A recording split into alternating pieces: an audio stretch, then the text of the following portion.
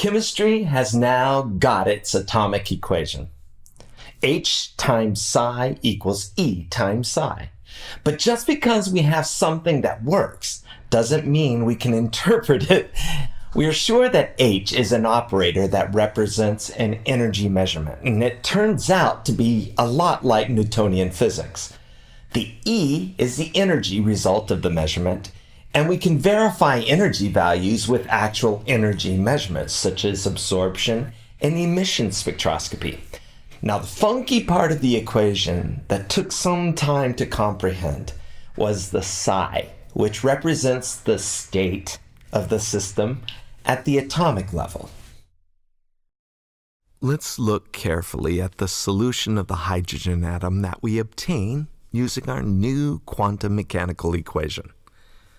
The solutions of an electron in the hydrogen atom using the wave equation gives us the system function, which we call an orbital wave function.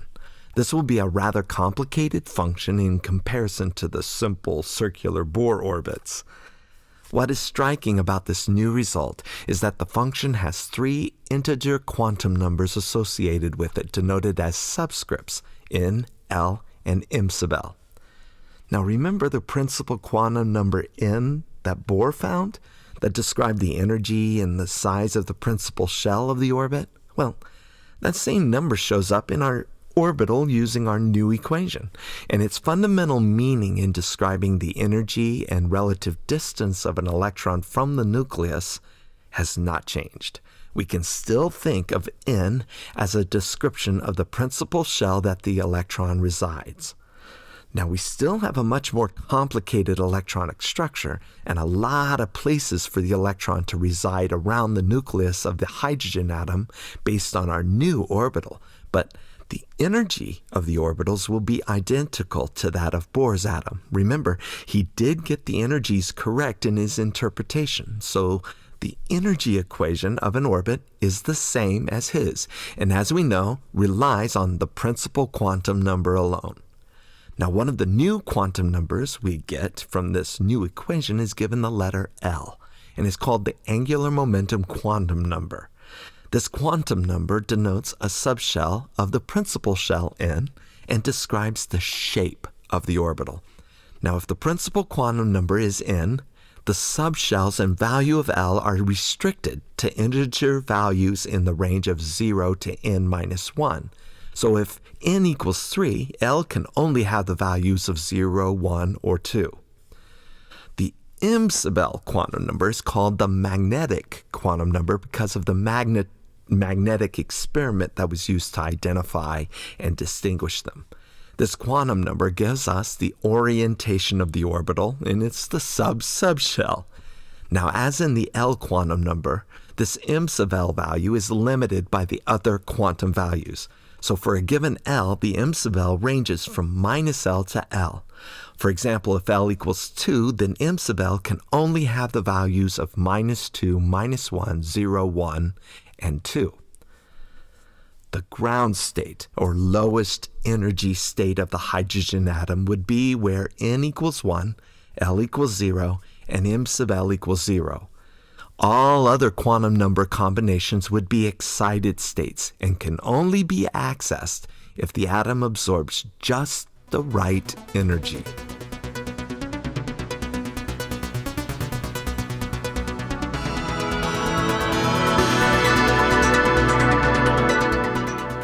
Let's draw an energy diagram of the lowest energy orbital wave functions for hydrogen.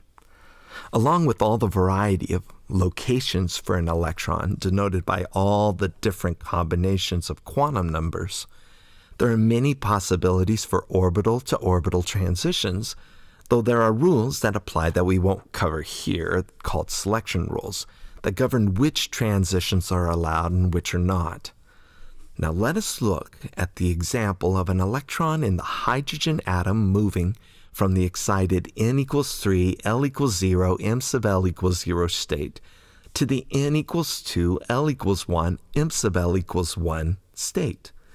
Now remember Durwin Living's description of the sharp, principal, diffuse, and fundamental shapes of spectral lines we discussed in an earlier lecture? Well, it turns out that for transitions in which the electron starts from a subshell where L equals 0, the spectral line would look to the spectroscopist as sharp or S lines. In the same way, let's say the transition was from the N equals 3, L equals 1, M sub L equals 0 to the N equals 1, L equals 0, M sub L equals 0 state.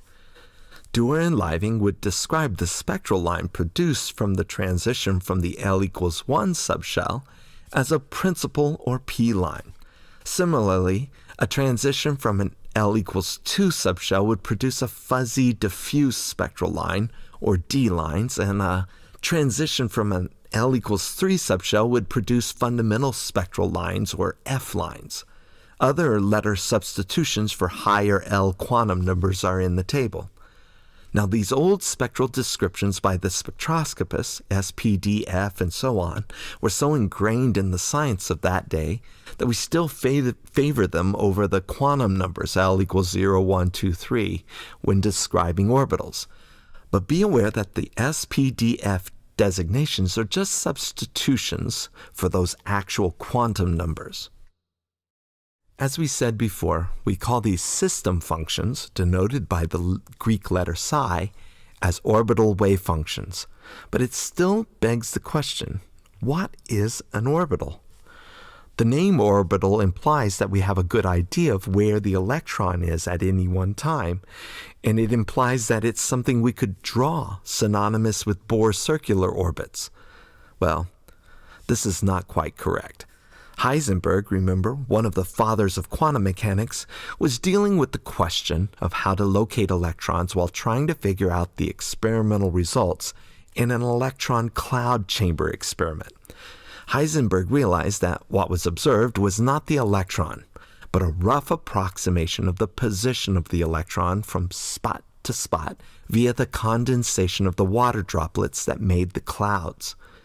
We don't know what the electron might be doing between the observed spots any more than we can know what the electron might be doing when it jumps between the energy levels and orbits in an emission or absorption process, like in the previous slide. Now, he reasoned that we could know approximately where the electron might be and approximately how fast it might be moving, but we can't know both the location and speed exactly at the same time. He later proved this mathematically, and we now know it as the Heisenberg uncertainty principle. He had discovered one of those little quirks about electrons. They are very, very shy about where they may be at any one time, and they hate being pinned down. Later, Max Born gave an interpretation of what the wave function psi probably represents. He reasoned that psi itself is nothing more than a mathematical function, but that a mathematical construct, psi star times psi, is a probability distribution and is the region of space where we are most likely to find the electron. This interpretation of the wave function is consistent with Heisenberg's uncertainty idea that reasons that we can never really know where the electron is located. Born is telling us that we can't know exactly where the electron is, but we can know the general area around the nucleus that the electron likes to hang out. So, we're back to our original question. What is an orbital? Our best answer is that it's the region of space around the nucleus where we are most likely to find the electron. In short, an orbital is a probability distribution. Now let's look at some pictures of these probability distributions that we call orbitals. Drawing some of these orbitals are problematic because many of the orbital wave functions are functions which include imaginary numbers. Wow! No worries, we can create idealized functions that we can draw, and these are what we commonly use in doing chemistry. For orbitals or probability distributions with an angular momentum quantum number L equals 0 or S, the shape of the orbital is primarily spherical. If the angular momentum quantum number is L equals 1 or P, the idealized shape is a dumbbell. The L equals 2 or D shape is usually a clover leaf, and the L equals 3 or F shape is a 6-lobed symmetric structure. Now, as we said before, this L quantum number describes the shape of the orbital. The Imsabel magnetic quantum number gives us the spatial orientation of these different orbital shapes. Pictured is the idealized real orbitals that we traditionally present in text. And as expected, if L equals 0, S, we should only have one S orbital analogous to M sub L equals 0. If L equals 1, P, we would have 3 P orbitals analogous to M sub L equals 1, 0, minus 1. If L equals 2, D, we would have 5 D orbitals, M sub L equals 2, 1, 0, minus 1, minus 2. And if we have L equals 3, F, we would have 7 F orbitals, M sub L equals 3, 2, 1, 0, minus 1, minus 2, minus 3. But wait a minute. If you look carefully, the M sub L numbers in the slide have been replaced with X, Y, Z Cartesian coordinate-based functions. For the L equals 1 P orbitals, we have replaced the M sub L 1, 0, minus 1 quantum numbers with the Cartesian Px, Py, Pz labels. The replacement of the numbers with X, Y, Z functions is a result of us compromising and using idealized orbitals rather than the functions having imaginary numbers that we can get directly from our atomic Schrodinger equation. It's not anything to worry about and doesn't change their energies. Just know it is a compromise. Now, I think it's imperative to express one more time a very critical point about these orbitals. These shapes and orbitals are not things, but probability regions and mathematical functions in space where we're most likely to find electrons. Independent of one another, Pauli and the great theoretical physicist Paul Dirac proposed the idea that 2 quantum numbers are missing in our wave functions and should be added to describe additional properties for electrons. Now, these numbers are required to reproduce and explain the amazing results of the Stern-Gerlach magnetic experiment. They propose that each electron has a spin quantum number, s equals 1/2, analogous to the L quantum number of an orbital, and an m sub s value that would be either 1/2 or minus 1/2, analogous to the m sub L orbital quantum number. Now, we like to say that an electron can be either spin up, s equals 1/2, m sub s equals 1/2, or spin down, s equals 1/2, m sub s equals minus 1/2. So, we would expect hydrogen atoms shot through the magnetic field of Stern-Gerlach's experiment to produce 2 spots on the detector. Why? Because a single hydrogen atom has a single electron, and that electron, we now know, can either have one of 2 spin states, either spin up or spin down. These 2 different hydrogens, because they have different spin states, interact with the magnetic field differently, producing 2 different spots on the detector. Now, Dirac obtained these results when he reworked the original Schrodinger equation to incorporate spin and to include the relativistic effects of our dear friend Einstein. He obtained amazing results when he did this. He not only found that matter had these cool spin effects, but that a new kind of matter must exist, something we now call antimatter. Dirac would predict that for an electron, there also can exist an anti-electron. These anti-electrons were later found in nuclear processes and given the name positrons. Now, we currently use positron emission tomography, PET tomography, routinely in medicine, imaging patients who might have certain cancers.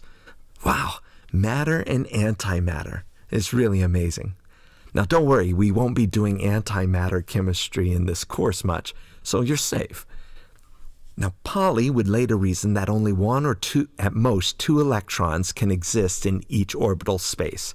The reason is that each electron in an atom must have a unique set of quantum numbers. In other words, each electron will have a different N, L, M sub L, S, and M sub S set of quantum values. Now, many texts ignore the S spin quantum number since it's the same for all electrons. We now call this rule the Pauli exclusion principle, and it's stated in 2 different ways. There can only be at most 2 electrons in any single orbit, Or you can say that each electron in an atom will have a unique set of 4 quantum numbers, N, L, M sub L, and M sub S.